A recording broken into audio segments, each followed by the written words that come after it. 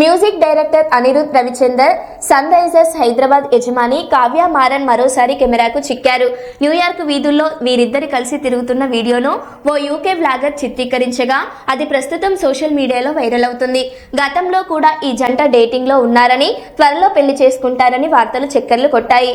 అయితే అప్పుడు అనిరుద్ ఆ వార్తలను ఖండించాడు. ఇప్పుడు మళ్ళీ వీరిద్దరు కలిసి కనిపించడం నేటిజన్లలో ఆసక్తిని రేకెత్తిస్తుంది.